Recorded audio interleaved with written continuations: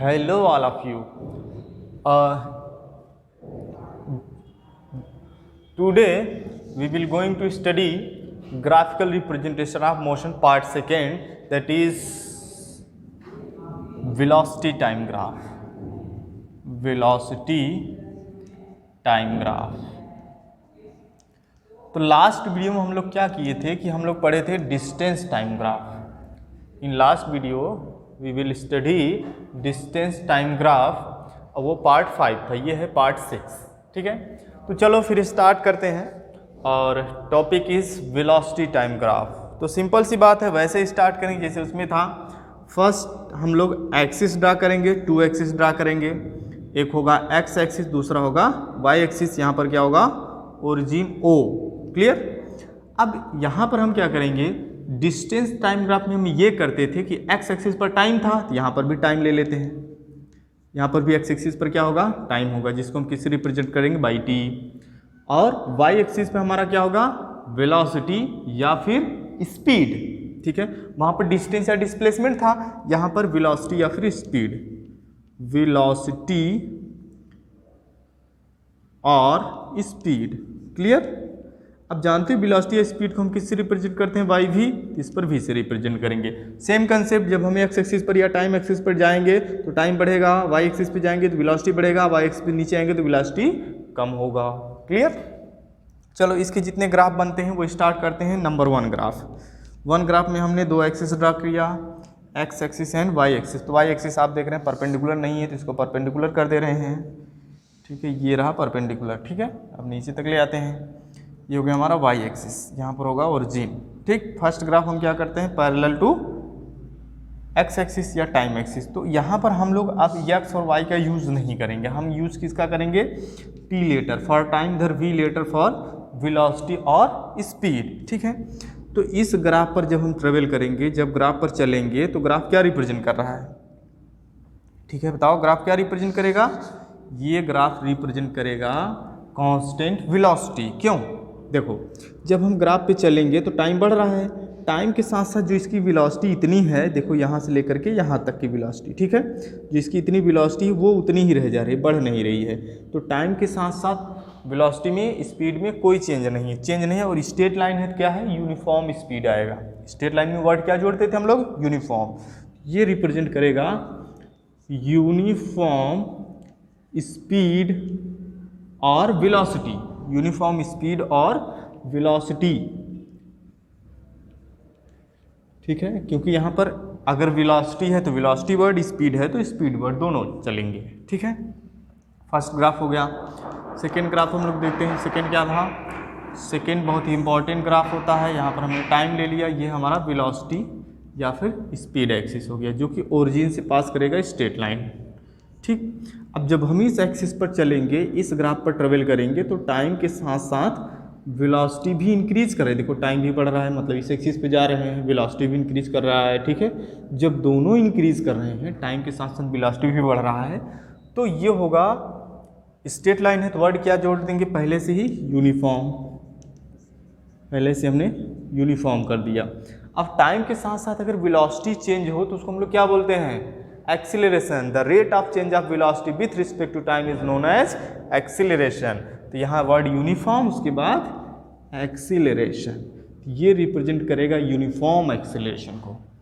Second graph क्या represent कर रहा है, यूनिफॉर्म एक्सीलरेशन. क्लियर. अब देखो ऐसे हम थर्ड ग्राफ ड्रा कर देते हैं. तो यूनिफॉर्म एक्सीलरेशन का वो भी है, लेकिन इसको समझ लो. थर्ड ग्राफ थोड़ा सा इंपॉर्टेंट है, इसको हम रिप्रेजेंट कर दे रहे हैं. ये भी जो ग्राफ में प्लॉट कर रहा हूँ, ये भी यूनिफॉर्म एक्सीलरेशन का है, लेकिन थोड़ा सा डिफरेंट है, अलग लगेगा आपको. इसमें हम क्या करेंगे, हम कुछ ऊपर से ग्राफ प्लॉट किए हैं. अब देखो स्ट्रेट लाइन है, टाइम के साथ ये भी बढ़ रहा है, तो ये भी यूनिफॉर्म एक्सीलरेशन ही है. बट ये जो इतना हम छोड़ दिए हैं स्टार्टिंग में, इसको हम बोलेंगे you. You is the initial velocity. मैं नोटेशन बताया था कि यू को हम क्या बोलते हैं, इनिशियल वेलोसिटी. वी को बोलते हैं फाइनल वेलोसिटी. ठीक है, तो अब आप जानो यहाँ से ओरिजिन से लेकर के ऊपर तक की सारी वेलोसिटी मिला दोगे तो हो जाएगा फाइनल वेलोसिटी. बट यहाँ से लेकर यहीं तक की वेलोसिटी हमारी क्या है, इनिशियल वेलोसिटी. अब इनिशियल वेलोसिटी हम किसे कहते हैं, when time is zero at that time the velocity is called initial velocity. जिस समय यहाँ पर देखो ओरिजिन पर दोनों जीरो है, टाइम और वेलोसिटी जीरो, लेकिन केवल टाइम जीरो, वेलोसिटी कितना है, यहाँ से स्टार्ट हो रहा है। तो at t is equal to zero the velocity is u. जब समय जीरो है तो वेलोसिटी उस टाइम यू है, इसलिए यू क्या हो गई, इनिशियल वेलोसिटी। तो इनिशियल वेलोसिटी यहाँ से आपको एक डिफिनीशन भी मिल गया कि जिस टाइम समय पर जब टाइम जीरो होता है उस टाइम पर जो वेलोसिटी होती है उसी को हम क्या बोलते हैं, इनिशियल वेलोसिटी। क्लियर? ठीक है, तो ये दोनों ग्राफ सेम ही किसका है, यूनिफॉर्म एक्सीलरेशन का है, बस बनाने का तरीका अलग है। इसको हम ऐसे भी कर सकते हैं, यहाँ से एक डॉटेड पैरेलल लाइन ड्रा कर देंगे इधर, और यहाँ पर एक परपेंडिकुलर ड्रा कर देंगे, तो यहाँ पर दो पार्ट डिवाइड हो जाएंगे, ये पार्ट इनिशियल वेलोसिटी का और ये पार्ट फाइनल वेलोसिटी का। तो अब यहाँ से यहाँ तक का टोटल वेलोसिटी हमारा क्या हो जाएगा, v, फाइनल वेलोसिटी। ठीक है, बट इतना ये छोटा सा पार्ट हमारा क्या रहेगा, u, इनिशियल वेलोसिटी। ठीक है, ये बस समझने के लिए था। तो चलो फिर नंबर 4 पे हम क्या करेंगे, और एक कर्व लेते हैं। यहाँ पर हमारा टाइम एक्सिस है और यहाँ पर हमारा वेलोसिटी या स्पीड एक्सिस हो गया। अब इस ग्राफ को हम थोड़ा कर्व शेप में ड्रा कर लेंगे। जब कर्व शेप में ड्रा करेंगे, यहाँ पर देखो टाइम जीरो है, टाइम बढ़ रहा है बट वेलोसिटी नहीं बढ़ रही है, टाइम बढ़ रहा है वेलोसिटी भी बढ़ रही है, टाइम कम बढ़ रहा है लेकिन वेलोसिटी ज़्यादा बढ़ रही है, टाइम बिल्कुल कम बढ़ रहा है लेकिन वेलोसिटी बहुत तेज़ी से बढ़ रही है। इसका मतलब समय के साथ वेलोसिटी में जो चेंज आ रहा है वो नॉन यूनिफॉर्म है। कैसा है, नॉन यूनिफॉर्म। बताए थे जब straight line uniform word, curve line non uniform word, लेकिन टाइम के साथ अगर वेलोसिटी चेंज हो रही है तो एक्सीलरेशन है, लेकिन कैसा एक्सीलरेशन है यहाँ पर, नॉन यूनिफॉर्म, क्योंकि कर्व लाइन है, non uniform acceleration, non uniform acceleration graph. Clear? ये हो गया। अब नंबर 5 एक ग्राफ और हम यहाँ पर प्लॉट कर दे रहे हैं, जो कि आप लोग ऑलरेडी समझ जाओगे क्या है। अगर हम इस तरीके से ग्राफ प्लॉट कर दें परपेंडिकुलर टू टाइम एक्सिस, इसका मतलब जब हम टाइम पर चलेंगे और वेलोसिटी बढ़ रही है लेकिन टाइम पर कोई चेंज नहीं हो रहा है, देखो ऊपर जा रहे हैं, टाइम क्या है, बस इतना था इतना ही है, और वेलोसिटी लगातार बढ़ता चला जा रहा है। इसका मतलब क्या हो गया कि ऐसा ग्राफ एग्जिस्ट नहीं करेगा, क्योंकि टाइम हमेशा चेंज होता है, हमेशा बढ़ता रहता है। This graph does not exist. ये इसका भी हो। आप कहोगे सर इस तरीके का क्वेश्चन क्यों बता रहे हैं, डज नॉट एग्जिस्ट वाला, क्योंकि कंपटीशन में एक ऑप्शन ये भी होता है, डज नॉट एग्जिस्ट। ठीक है, ऑब्जेक्टिव पेपर्स में। अब चलो, अब हम लोग क्या करेंगे, ग्राफ थर्ड या ग्राफ सेकंड दोनों एक ही ग्राफ है, इनकी हेल्प से हम कुछ कंक्लूजन निकालेंगे। ठीक है, तो फिर हम यूज़ करेंगे बाई ग्राफ सेकंड थोड़ा सिंपल लग रहा है, यही यूज करेंगे। चलो, अब यहाँ पर देखो दो चीज़ें होती हैं ग्राफ में, एक होता है स्लोप, दूसरा होता है एरिया अंडर द कर्व। तो स्लोप आपको बताए थे, स्लोप का हिंदी होता है ढलान। ठीक है, तो ढलान मतलब जैसे जब ये देखो ये लाइन तिरछी है, यहाँ पर अगर कोई ऑब्जेक्ट रखोगे तो लुढ़क कर नीचे आ जाएगी, मतलब इसमें ढलान है, उसी को बोलते हैं हम लोग स्लोप। अगर ये ऐसे पैरेलल होती, यहाँ पर कुछ रखो कहीं नहीं जाएगी, यहीं रहेगी, इसका मतलब इसमें स्लोप नहीं। जब थोड़ी सी ऊंचाई गेन कर लेती है, एक तरफ का पोर्शन दूसरे तरफ का नीचे रहता है, तो उसमें एक एंगल बनता है, और जब भी एंगल बनेगा तो ऑटोमेटिक क्या आ जाएगा, स्लोप। ठीक है, तो जब एंगल बनता है तभी स्लोप आता है। तो आप यहाँ पर देखो एंगल बन रहा है, यहाँ पर आ गया स्लोप, तो हम लोग यहाँ परपेंडिकुलर ड्रा कर देंगे।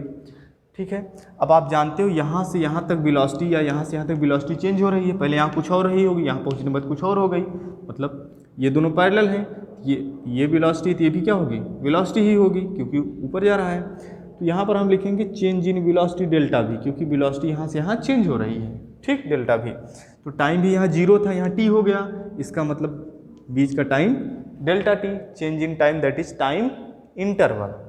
ठीक है, अब आपको कैलकुलेट करना बताए थे, स्लोप कैसे कैलकुलेट करते हैं। तो जो स्लोप होता है, slope is equal to perpendicular divided by base, that is delta v by delta t, ये होता है। बिल्कुल। तो अब आप देख रहे हो the rate of change of velocity with respect to time is called acceleration. ये क्या रिप्रेजेंट कर रहा है, ए मींस एक्सीलरेशन। ठीक है, ये रिप्रेजेंट कर रहा है एक्सीलरेशन। क्लियर। अब जब ये एक्सीलरेशन रिप्रेजेंट कर रहा है तो हम यहाँ पर एक नोट लिखेंगे, इंपॉर्टेंट नोट। ठीक है, NOTE नोट क्या है, the slope of velocity time graph, velocity time graph velocity time graph, the slope of velocity time graph is represent क्या रिप्रेजेंट करता है? एक्सीलरेशन। क्लियर? तो वेलोसिटी टाइम ग्राफ का जो स्लोप होता है वो क्या रिप्रेजेंट करता है? एक्सीलरेशन रिप्रेजेंट करता है। क्लियर? अब मैं ये 5 नंबर का ग्राफ इरेज करके यहाँ और कुछ बताने जा रहा हूँ। अब वही सेम हेल्प लेंगे हम लोग किसका? ग्राफ सेकेंड का। यहाँ हम इसको बाउंड्री बना दें ताकि पता चले कितना कितना है। अब देखो यहाँ पर हम बाई ग्राफ सेकेंड की हेल्प ले रहे हैं। तो ग्राफ सेकेंड में हमने स्लोप निकाल लिया। अभी ये ट्रायंगल बन रहा है कि नहीं बन रहा है? जरा हम इसका एरिया निकाल के देखें, ये क्या रिप्रेजेंट करता है? तो एरिया जो यहाँ पर area of triangle equal to होगा half into perpendicular divided by base. तो परपेंडिकुलर हो गया delta v divided by delta perpendicular multiplied by base होता है डेल्टा t। ठीक है, half into base into height, यही चीज़ होती है। तो अब आप देखो ये हाफ का तो कोई मतलब नहीं, नंबर है, इन दोनों को मल्टीप्लाई करो, देखो क्या मिलता है। तो हम यहाँ पर वेलोसिटी में टाइम से मल्टीप्लाई कर रहे हैं। तो आपको एक फार्मूला पता होगा, डिस्टेंस या displacement is equal to change in velocity divided by delta t. Speed is ऐसे नहीं समझ में आ रहा है, ऐसे तो सॉरी, ये होता है delta V is equal to delta S upon delta T. ठीक है, स्पीड या velocity is equal to rate of change of distance with respect to time, delta S by delta T, या speed is equal to distance upon time, यही होता है formula. Speed is equal to distance upon time, delta इसलिए लगाया गया है कि change के लिए। ठीक है, speed is equal to distance upon time. तो अगर हम टाइम से इसमें क्रॉस मल्टीप्लाई कर दें तो delta s is equal to हो जाएगा delta v into delta t. ये चीज़ क्या रिप्रेजेंट कर रहा है? ये है डिस्टेंस या डिस्प्लेसमेंट, डेल्टा एस। तो डेल्टा अगर छोड़ दो तो ये हो जाएगा डिस्टेंस या डिस्प्लेसमेंट। डेल्टा लगा तो इसको कहेंगे चेंज इन डिस्टेंस या चेंज इन डिस्प्लेसमेंट। तो ये हो गया डिस्टेंस और डिस्प्लेसमेंट। कहने का मतलब वेलोसिटी और टाइम का जो मल्टीप्लिकेशन है वो क्या रिप्रेजेंट करता है? डिस्टेंस और डिस्प्लेसमेंट। तो मैं इसको इरेज कर दे रहा हूँ। तो एरिया यहाँ पर क्या रिप्रेजेंट कर रहा है? डिस्टेंस और displacement,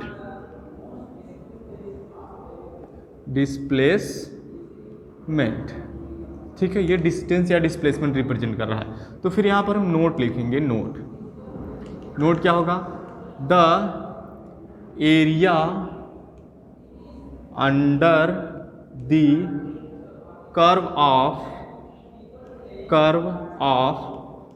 velocity time graph, the area under मतलब उसके अंदर, इस कर्व के अंदर, under the curve of velocity time graph is represent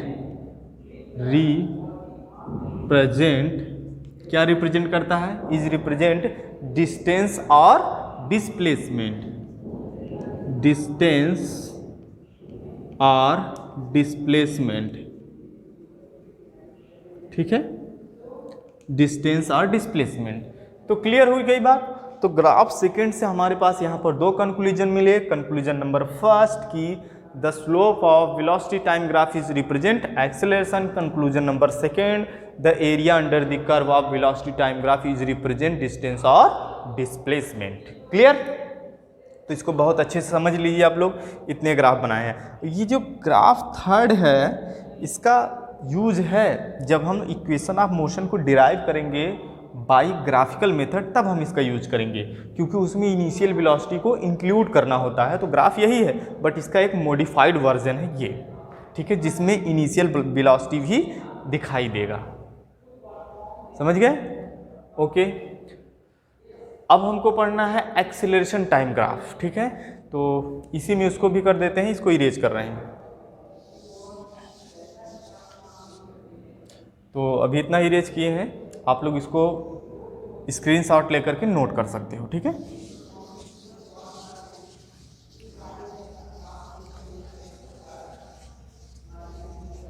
चलो इसको अच्छा इरेज कर दें धीरे धीरे सब।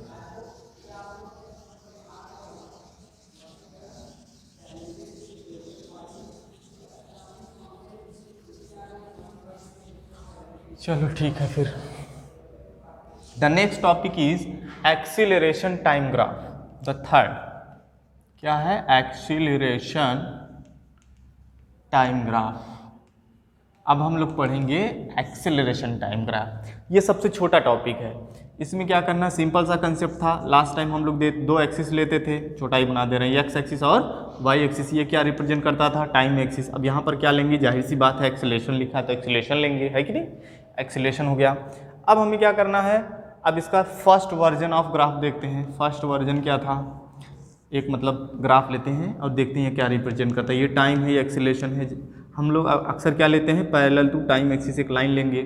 अब जब इस लाइन पर हम ट्रेवल करेंगे, लाइन पर चल रहे हैं, तो चलते टाइम क्या होगा कि टाइम तो बढ़ेगा। टाइम क्या हो रहा है? बढ़ रहा है। बट एक्सेलरेशन बढ़ रहा है क्या? नहीं। स्ट्रेट लाइन है तो यूनिफॉर्म वर्ड आएगा, यूनिफॉर्म एक्सीलरेशन। क्लियर? ये क्या रिप्रेजेंट कर रहा है? Uniform acceleration. इसके और भी फॉर्म्स हैं। अगर कर्व यहाँ से हम ड्रा करेंगे, टाइम के साथ एक्सीलरेशन भी चेंज हो, तो देखो जब टाइम के साथ वेलोसिटी चेंज होता है, जैसे मैं ये ग्राफ देख ले रहा हूँ, ऐसे रफली इसको आप देख लो जरा, ये टाइम है, एक्सीलरेशन, इस तरीके से हम ग्राफ प्लॉट करते हैं। तो आप देखो जब टाइम के साथ वेलोसिटी चेंज होता था तो उसको हम एक्सीलरेशन बोलते थे। The rate of change of velocity is known as acceleration. अब यहाँ टाइम के साथ एक्सीलरेशन चेंज हो रहा है, इसको कुछ क्या बोलेंगे? कुछ नहीं, इसलिए इसको हम स्टडी नहीं करेंगे। ठीक है? अब देखो ये स्ट्रेट लाइन है, अब ये यूनिफॉर्म एक्सेलरेशन है। जैसे हम लोग फर्स्ट जब पढ़ रहे थे डिस्टेंस टाइम ग्राफ, तो डिस्टेंस टाइम ग्राफ में हमने ये देखा था कि उसका जो स्लोप होता है वो वेलोसिटी रिप्रेजेंट करता है। और फिर हम वेलोसिटी टाइम ग्राफ पढ़ें तो वेलोसिटी टाइम ग्राफ का स्लोप एक्सेलरेशन रिप्रेजेंट करता है, और उसके अंदर की एरिया क्या रिप्रेजेंट करती थी? डिस्टेंस और डिस्प्लेसमेंट रिप्रेजेंट करता है। ठीक है? अब जो थर्ड ग्राफ है, पहले में हमने क्या निकाला था? स्लोप। दूसरे में हमने क्या निकाला? स्लोप और एरिया दोनों। अब तीसरे में क्या निकालेंगे? केवल एरिया। देखो पहले में हमने स्लोप निकाल लिया, दूसरे बीच में अगर सेकंड में देखो दो चीज़ें हैं, स्लोप है, एरिया में है। तो पहले में हमने क्या निकाला था? स्लोप। ठीक है? अब बीच वाला में हो गया स्लोप और एरिया। अब लास्ट वाले में अकेले क्या निकालेंगे? एरिया। तो इसमें केवल एरिया देखना है। ठीक है? अब यहाँ पर हम लोग क्या करेंगे? परपेंडिकुलर ड्रा कर देंगे, डॉटेड लाइन, जो कि रियल में है नहीं। तो यहाँ से यहाँ तक हम पैरेलल को हम यहाँ पर क्या रिप्रेजेंट करेंगे? डेल्टा ए, और नीचे वाला डेल्टा टी। क्लियर? अब देखते हैं द एरिया। तो एरिया इज इक्वल टू क्या होता है? देखो राइट वो है रेक्टेंगल, तो एरिया इज इक्वल टू हो जाएगा बेस, दो साइड है, लेंथ इंटू ब्रेथ, तो जैसे भी हो delta A into delta T कर दे रहे हैं। हो गया? अब ये क्या रिप्रेजेंट कर रहा है, इसको चेक करना है। तो हम लोग जानते हैं कि एक्सेलरेशन इज इक्वल टू होता था, एक्सेलरेशन क्या होता था? Delta v by delta T. ठीक है? तो इधर क्रॉस मल्टीप्लाई कर दो, ए इंटू डेल्टा टी। इसको डेल्टा ए न लिख के ए लिखेंगे तो ज़्यादा क्लियरली आपको समझ में आ जाएगा। ठीक है? आएगा रिजल्ट दोनों का सेम ही। ठीक है? बस समझने के लिए। अब आप देखो क्रॉस मल्टीप्लाई किए, मिला क्या? Delta v. डेल्टा वी वहाँ पर क्या होता था एक्सीलरेशन के फार्मूले में? एक्सीलरेशन की जो ए इक्वल टू था v minus u upon delta t. तो रियल में डेल्टा वी क्या है? रियल में change in velocity, final velocity minus initial velocity. ठीक है? तो ये चीज़ आ गई। इसका मतलब इन दोनों का multiplication of acceleration to the time. Acceleration का टाइम से मल्टीप्लिकेशन क्या रिप्रेजेंट करता है? वो रिप्रेजेंट करता है चेंज इन वेलोसिटी। क्लियर? तो मैं इसको इरेज करके वहाँ लिखने जा रहा हूँ या वहीं लिख देता हूँ। ठीक है? तो ये चीज़ क्या है?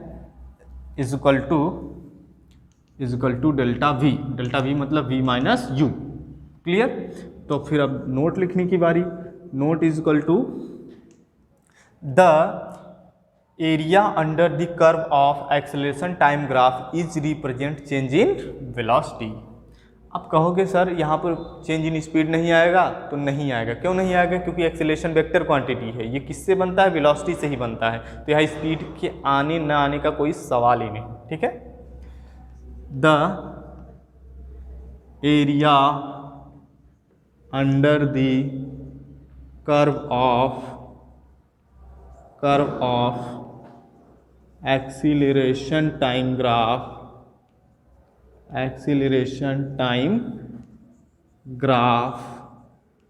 is represent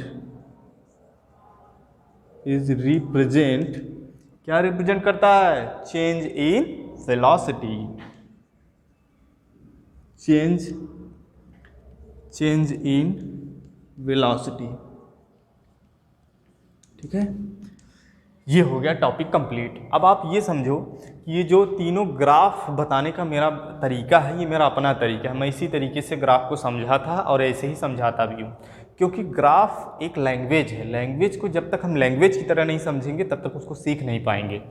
ठीक है, तो मैं समझता हूँ आपको बड़े अच्छे से समझ में आया होगा तीनों graph, distance time graph, velocity time graph और एक्सेलरेशन टाइम ग्राफ। ठीक है, और अगर न समझ में आया हो तो आप कांटेक्ट कर सकते हैं हमसे। ठीक है, तो आज के लिए इतना ही। रिमेनिंग टॉपिक को हम नेक्स्ट वीडियो में कवर करेंगे। तब तक के लिए थैंक यू।